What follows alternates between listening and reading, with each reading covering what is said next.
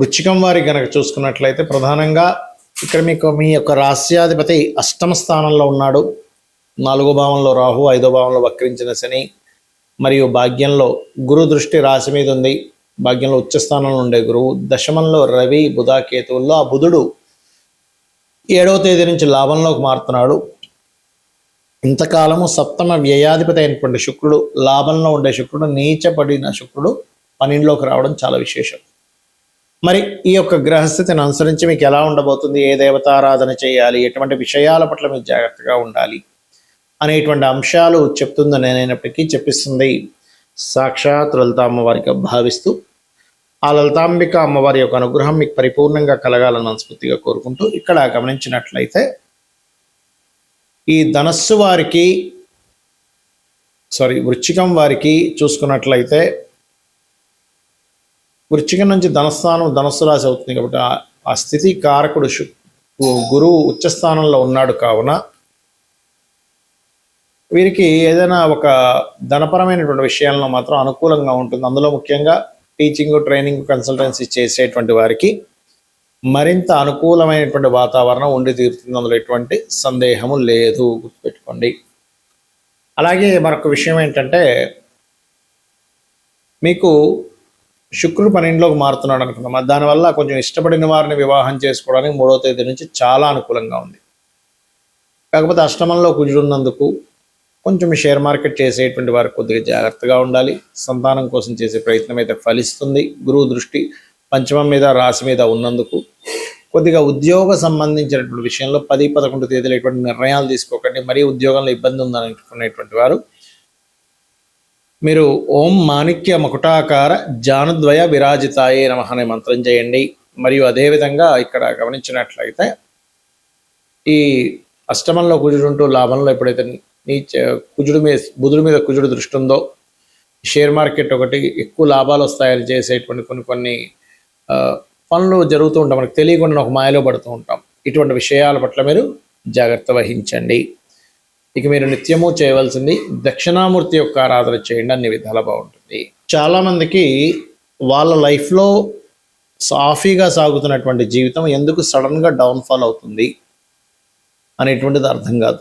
ఏమిటి అంతా బాగానే ఉంది కదా, సడన్గా బిజినెస్ డౌన్ అయింది ఏంటి, లేకపోతే సడన్గా యాక్సిడెంట్ అయింది ఏంటి, సడన్గా అనారోగ్యం అయింది ఏంటి అనేటువంటిది. దీనికి గల కారణాలు ఏమిటి? ముందుగానే మనకి బాడీ ఎలా అయితే చూడండి, మనకు బాడీ లేదన్న ఒక తేడా వచ్చినప్పుడు ముందుగా కొన్ని సిమ్టమ్స్ ఇస్తూ ఉంటుంది. అలాగే మన జాతక చక్రంలో ఉండే మన కర్మ కూడా ముందుగానే ఒక సిమ్టమ్, అంటే ఒక ఇండికేషన్ అనేది చేస్తూ ఉంటుంది.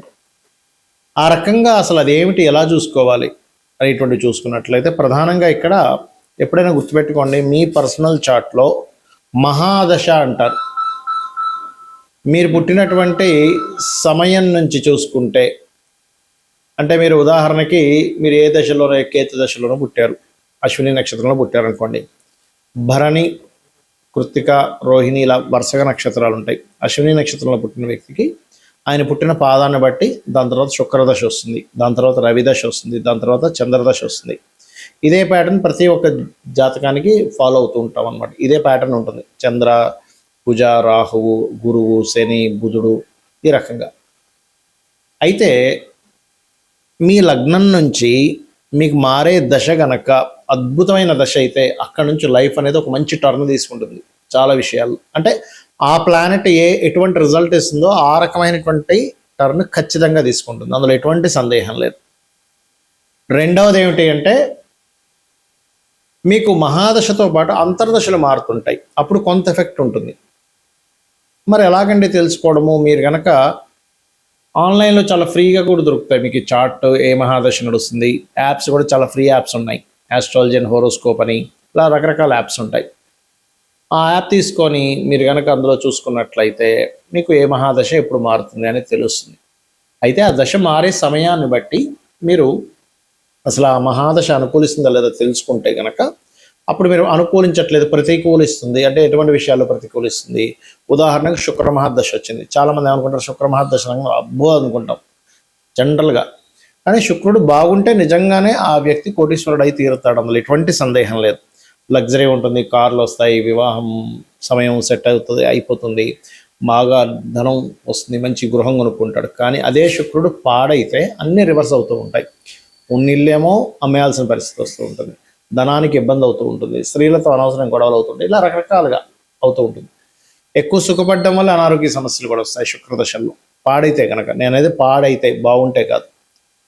ఇప్పుడు ఏం చేయాలి? సరే, ఏ దశ మారింది, ఆ దశకి సంబంధించింది ఏంటి రెమెడీ చేసుకోవాలి. అప్పుడు మీకు ఇబ్బంది ఉండదు, డౌన్ఫాల్ అనేది పడదు. బాగుంటే ఇంక ఏ రెమెడీ అక్కర్లేదు, చక్కగా నిత్య దేవతారాధన ఇంట్లో చేసుకుంటే సరిపోతుంది. అదేవిధంగా అంతర్దశలు మారినప్పుడు, ఇల్లు మారేటప్పుడు కూడా చూసుకోవాలి ఈ విషయాన్ని. ఎందుకంటే ఇల్లు మనకి ఎలాగైతే జన్మజాతకంలో నవగ్రహాలు 12 రాసులు, 12 రాసుల్లో ఉండే 27 నక్షత్రాలు, లగ్నం నుంచి ఫలానా భావం యాక్టివ్ అయింది, డియాక్టివ్ అయింది, మహాదశ అంతర్దశలు ఎలా ఉన్నాయో గృహం కూడా అలాగే అంతే ఇదిగా మీకు ఫలితం చూపిస్తూ ఉంటుంది.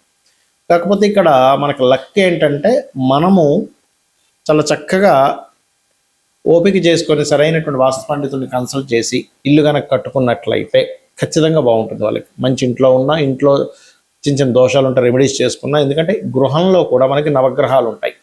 ఈశాన్యం నుంచి, ఈశాన్యంలో గురుకేతులు, తూర్పులో రవి, ఆగ్నేయంలో శుక్రుడు, దక్షిణంలో కుజుడు, నైరుతిలో రాహు, పడమరలో శని, వాయువ్యంలో చంద్రుడు, ఉత్తరంలో బుధుడు. అదేవిధంగా అష్టదిక్పాలకులు ఉంటారు.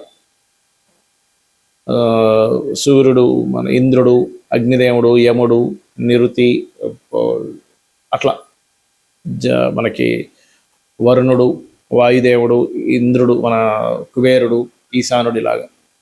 అదేవిధంగా 45 మంది దేవతా అసురులు ఉంటారు.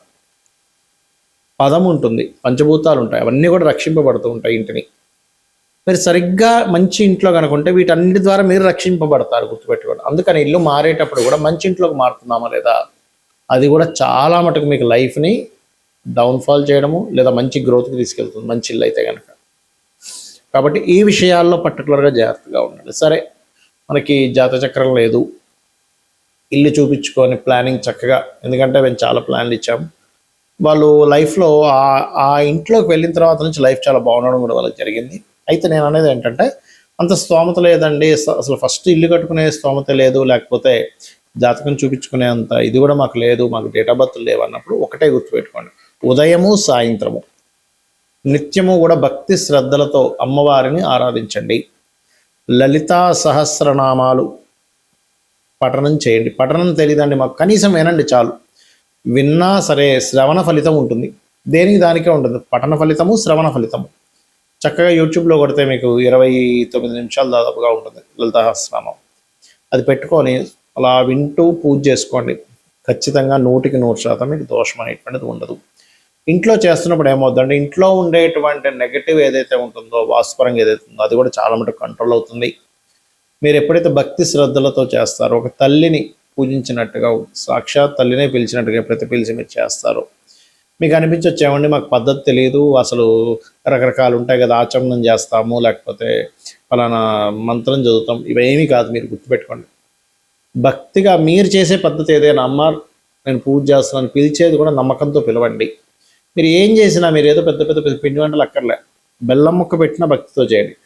అంటే ఇక్కడ ఏంటంటే, మీకు పద్ధతి తెలియాల్సిన అవసరం లేదు. అక్కడ తెలియని వాళ్ళకి, తెలుసుకోకూడదని నేను చెప్పట్లేదు, తెలుసుకునే చేయాలి. కానీ తెలియనంత మాత్రం చేత మనము చేయడానికి అర్హులం కాదు అనేటువంటిది కాదు అక్కడ విషయం.